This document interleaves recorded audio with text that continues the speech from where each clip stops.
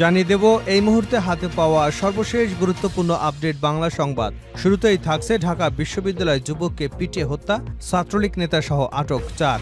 ঢাকা বিশ্ববিদ্যালয়ের ফজলুল হক মুসলিম হলে চোর সন্দেহে এক যুবককে হত্যার ঘটনায় ৪ শিক্ষার্থীকে আটক করেছে শাহবাগ থানা পুলিশ। বৃহস্পতিবার বিকাল 4:15টায় বিশ্ববিদ্যালয় প্রশাসনের সহায়তায় তাদেরকে আটক করা হয়। এবারে জানাবো হিন্দুস্তান টাইমসের নিবন্ধ, ঢাকা চাইলে হাসিনাকে হস্তান্তর করতে পারে দিল্লি। ব্যাপক গণবিক্ষোভের মুখে পদত্যাগ করে ভারতে আশ্রয় নিয়েছেন বাংলাদেশের সাবেক প্রধানমন্ত্রী শেখ হাসিনা। 1 মাসেরও বেশি সময় ধরে ভারতে অবস্থান করা সাবেক এই প্রধানমন্ত্রীকে দেশে ফিরিয়ে আনার দাবি এখন তুঙ্গে উঠেছে। বাংলাদেশের আন্তর্জাতিক অপরাধ ট্রাইব্যুনালের প্রধান প্রসিকিউটর শেখ হাসিনাকে বাংলাদেশে ফিরিয়ে আনার আইনি প্রক্রিয়া শুরু করেছে বলে জানানোর পর এই দাবিটি সুনির্দিষ্ট আইনি রূপ নিয়েছে। 2010 সালে শেখ হাসিনার নেতৃত্বাধীন তৎকালীন সরকার এই ট্রাইব্যুনাল প্রতিষ্ঠা করেছিল। শেখ হাসিনার ট্রাইব্যুনালেই এখন শেখ হাসিনাকে দেশে ফিরিয়ে এনে বিচার করবার প্রচেষ্টা অব্যাহত রেখেছে। প্রিয় দর্শক, তাহলে কি দিল্লি শেখ হাসিনাকে ঢাকার হাতে তুলে দেবে? এ বিষয়ে থাকছে একটি গুরুত্বপূর্ণ নিবন্ধ, সঙ্গে থাকুন। জানাবো দোকান দখল নিয়ে বিএনপির 2 গ্রুপের সংঘর্ষ, আহত অর্ধশতাধিক। নেত্রকোনার কেন্দুয়ায় একটি দোকানের জায়গা দখলকে কেন্দ্র করে বিএনপি নেতা জসিমউদ্দিন ভূঁইয়া এবং যুবদল নেতা নাসির খন্দকারের লোকজনের মধ্যে সংঘর্ষের ঘটনা ঘটেছে। বুধবার রাতে এই সংঘর্ষের ঘটনা ঘটে। এতে উভয় পক্ষের অন্তত অর্ধশতাধিক লোকজন আহত হয়েছেন। আহতরা কেন্দুয়া উপজেলা স্বাস্থ্য কমপ্লেক্সে, নেত্রকোনা আধুনিক সদর হাসপাতাল এবং ময়মনসিংহ মেডিকেল কলেজ হাসপাতালে চিকিৎসা নিচ্ছেন। এবারে থাকছে যাদের হাতে রক্ত তারা আবার ক্লাসে বসার সুযোগ পেতে পারে না। ঢাকা বিশ্ববিদ্যালয় ক্যাম্পাসে চোর সন্দেহে এক যুবককে পিটিয়ে হত্যা করা হয়েছে। এ ঘটনায় বিশ্ববিদ্যালয় প্রশাসনের পক্ষ থেকে মামলার পর 3 শিক্ষার্থীকে আটক করেছে পুলিশ। একই দিনে জাহাঙ্গীরনগর বিশ্ববিদ্যালয় ক্যাম্পাসেও এক ছাত্রলীগ নেতাকে পিটিয়ে মারা হয়েছে। ঘটনা দুটি নিয়ে তোলপাড় নেট দুনিয়া। ঢাবির ঘটনাটি নিয়ে সামাজিক যোগাযোগ মাধ্যমে প্রতিক্রিয়া জানিয়েছেন যুব ও ক্রীড়া উপদেষ্টা আসিফ মাহমুদ। প্রিয় দর্শক, আসিফ মাহমুদের ফেসবুক স্ট্যাটাসটি আপনাদের সামনে উপস্থাপন করছি, সঙ্গে থাকুন। এদিকে সাবেক মন্ত্রী রেজাউল, এমপি হেনরি সহ 3 জনের দেশ ত্যাগে নিষেধাজ্ঞা। সাবেক মৎস্য ও প্রাণী সম্পদ মন্ত্রী সমর রেজাউল করিম, সিরাজগঞ্জ 2 আসনের সাবেক সংসদ সদস্য জান্নাত তারা হেনরি এবং সাবেক কাস্টম কমিশনার ওয়াহিদা রহমান চৌধুরীর বিদেশ যাত্রায় নিষেধাজ্ঞা দিয়েছেন আদালত। এবং সর্বশেষ জানাবো আন্তর্জাতিক সংবাদ, ইসরায়েলে অস্ত্র রপ্তানি বন্ধ করেছে জার্মানি। জার্মানি ইসরায়েলে নতুন করে যুদ্ধাস্ত্র রপ্তানি স্থগিত করেছে বলে জানিয়েছে ব্রিটিশ বার্তা সংস্থা রয়টার্স।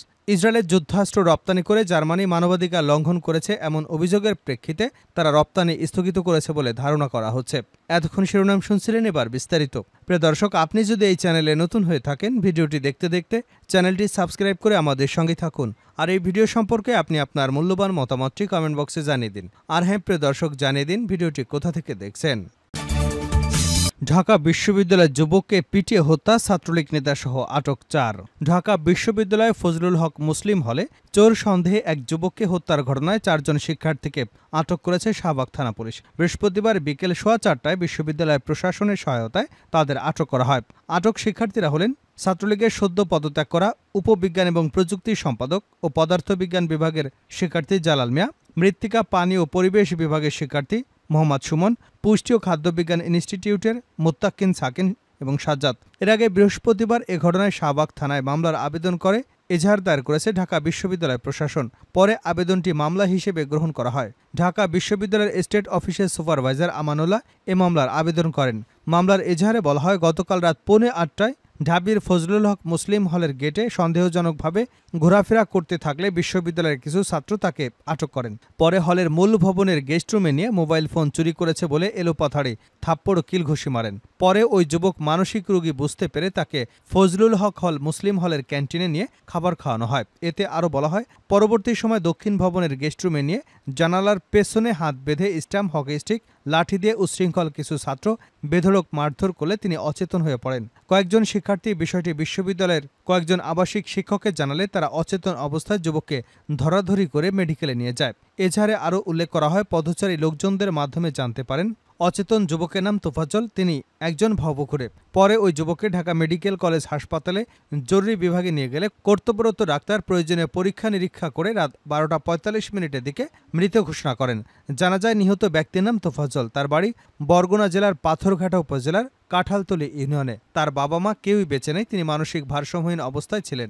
একটি ভিডিও চিত্রে দেখা যায় ফজলুল হক হল শাখা ছাত্রলীগের সাবেক বিজ্ঞান ও প্রযুক্তি বিষয়ক উপসম্পাদক জালাল আহমেদ সহ হলের ৮ থেকে ১০ জন শিক্ষার্থী তোফাজ্জলকে মারধর করছে। ভোর 4:30টায় প্রক্টর সাইফুদ্দিন আহমেদ প্রথমে ঢাকা মেডিকেল কলেজে যান, সেখান থেকে পরে হল প্রাঙ্গণে এসে হলের পুরাতন ভবনের গেস্ট রুমে এক্সটেনশনের গেস্ট রুম ঘুরে দেখেন। এই দুটি গেস্ট রুমে তোফাজ্জলকে মারা হয়। এ সময় তিনি দুটি রুম সিলগালা করে দেন। শাহবাগ থানার ভারপ্রাপ্ত কর্মকর্তা ওসি মোহাম্মদ খালেদ মনসুর বলেন, হত্যার ঘটনায় এজাহার গ্রহণ করে মামলা রুজু করা হয়েছে। তদন্ত কর্মকর্তা উপপরিদর্শক এএসআই আমিনুল ইসলামকে দায়িত্ব দেওয়া হয়েছে। শিগগিরই জড়িতদের গ্রেপ্তার করে আইনের আওতায় নিয়ে আসা হবে। হিন্দুস্তান টাইমসের নিবন্ধ, ঢাকা চাইলে হাসিনাকে হস্তান্তর করতে পারে দিল্লি। ব্যাপক গণবিক্ষোভের মুখে পদত্যাগ করে ভারতে আশ্রয় নিয়েছেন বাংলাদেশের সাবেক প্রধানমন্ত্রী শেখ হাসিনা। ১ মাসেরও বেশি সময় ধরে ভারতে অবস্থান করা সাবেক এই প্রধানমন্ত্রীকে দেশে ফিরিয়ে আনার দাবি এখন তুঙ্গে উঠেছে। বাংলাদেশের আন্তর্জাতিক অপরাধ ট্রাইব্যুনালের প্রধান প্রসিকিউটর শেখ হাসিনাকে বাংলাদেশে ফিরিয়ে আনার আইনি প্রক্রিয়া শুরু করেছে বলে জানানোর পর এ দাবিটি সুনির্দিষ্ট আইনি রূপ নিয়েছে। ২০১০ সালে শেখ হাসিনার নেতৃত্বাধীন তৎকালীন সরকার এই ট্রাইব্যুনাল প্রতিষ্ঠা করেছিল। শেখ হাসিনার বিরুদ্ধে আন্তর্জাতিক অপরাধ ট্রাইব্যুনালে গণহত্যা, মানবতা বিরোধী অপরাধের অভিযোগ দায়ের করা হয়েছে। এছাড়াও হত্যা, নির্যাতন, নিপীড়ন থেকে শুরু করে গুমসহ বিভিন্ন ধরনের অভিযোগে সাবেক এই প্রধানমন্ত্রীর বিরুদ্ধে ১.৫ শতাধিক মামলা রুজু হয়েছে। এমন পরিস্থিতিতে বাংলাদেশ যদি রাষ্ট্রীয়ভাবে শেখ হাসিনাকে হস্তান্তরের জন্য ভারতের কাছে অনুরোধ জানায়, তখন নয়াদিল্লি আইনি উপায় কি হবে? এ নিয়ে ভারতীয় ইংরেজি দৈনিক হিন্দুস্তান টাইমসে দীর্ঘ এক নিবন্ধ লিখেছে ওপি জিন্দাল গ্লোবাল ইউনিভার্সিটির জিন্দাল গ্লোবাল ল স্কুলের অধ্যাপক প্রভাস রঞ্জন। নিবন্ধে তিনি বলেছেন, ভারতের প্রত্যাবর্তন আইন ১৯৬২ ছাড়াও শেখ হাসিনা সরকারের সাথে ২০১৩ সালে স্বাক্ষরিত ভারত বাংলাদেশ প্রত্যাবর্তন চুক্তিও বর্তমানে গুরুত্বপূর্ণ হয়ে উঠেছে।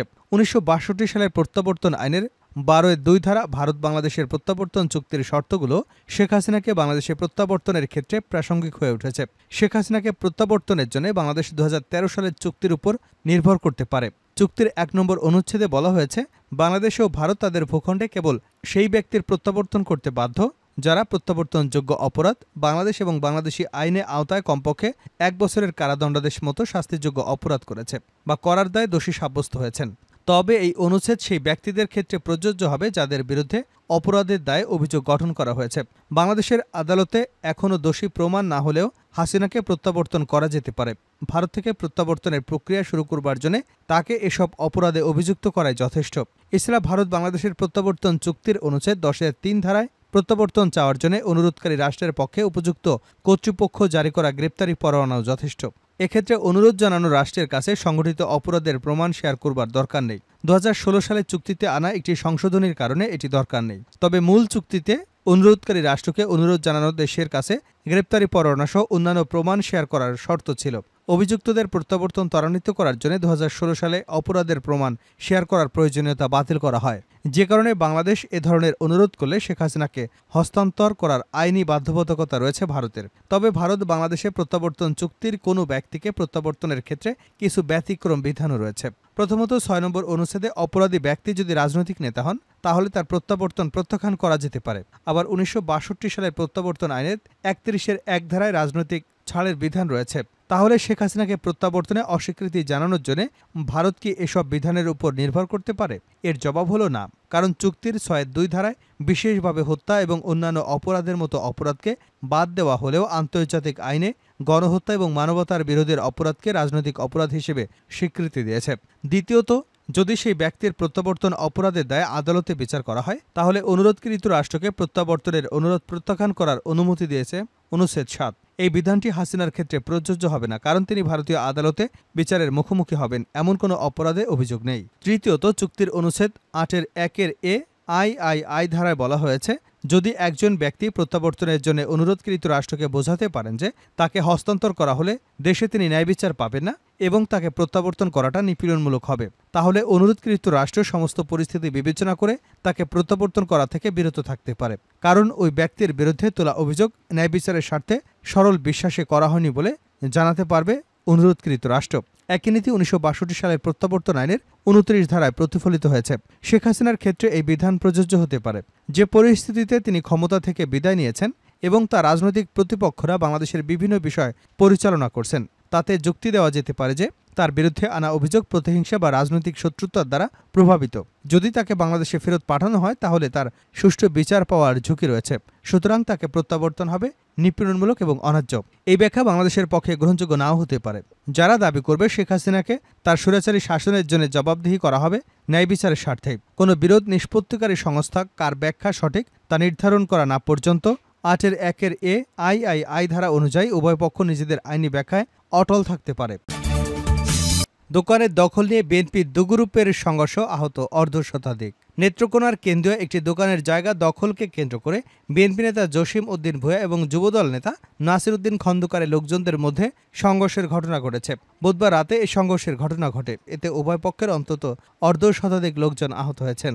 আহতরা কেন্দ্রীয় উপজেলা স্বাস্থ্য কমপ্লেক্স, নেত্রকোনা আধুনিক সদর হাসপাতাল ও ময়মনসিংহ মেডিকেল কলেজ হাসপাতালে চিকিৎসা নিচ্ছেন। তাদের মধ্যে বেশ কয়েকজনের অবস্থা আশঙ্কাজনক বলে জানা গেছে।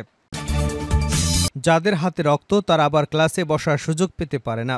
ঢাকা বিশ্ববিদ্যালয় ক্যাম্পাসে চোর সন্দেহে এক যুবককে পিটিয়ে হত্যা করা হয়েছে। এই ঘটনায় বিশ্ববিদ্যালয় প্রশাসনের পক্ষ থেকে মামলার পর ৩ শিক্ষার্থীকে আটক করেছে পুলিশ। একই দিনে জাহাঙ্গীরনগর বিশ্ববিদ্যালয় ক্যাম্পাসেও এক সাবেক ছাত্রলীগ নেতাকে পিটিয়ে মারা হয়। ঘটনা দুটি নিয়ে তোলপাড় নেট দুনিয়ায়। ঢাবির ঘটনাটি নিয়ে সামাজিক যোগাযোগ মাধ্যমে প্রতিক্রিয়া জানিয়েছেন যুব ও ক্রীড়া উপদেষ্টা আসিফ মাহমুদ। মব কিলিংকে কোনোভাবেই প্রশ্রয় দেওয়া হবে না বলে মন্তব্য করে নিজের ফেসবুক পেজে একটি পোস্ট করেছেন তিনি। ওই পোস্টে তিনি বলেছেন, মব কিলিংকে কোনোভাবেই আশ্রয় দেওয়া হবে না। বিশ্ববিদ্যালয়ের পক্ষ থেকে সঠিক তথ্যসহ আইনি ব্যবস্থা নেওয়ার আহ্বান থাকবে। একই সাথে জুলাই গণ অভ্যুত্থানে হামলাকারীদের তথ্য সংগ্রহ করে আন্তর্জাতিক অপরাধ ট্রাইব্যুনালে দেওয়া এবং বিশ্ববিদ্যালয় থেকেও শাস্তি নিশ্চিত করার আহ্বান জানায়। তিনি লিখেছেন, যাদের হাতে রক্ত লেগে আছে তারাই আবার বিশ্ববিদ্যালয়ের ক্লাসে এসে বসার সুযোগ পেতে পারে না।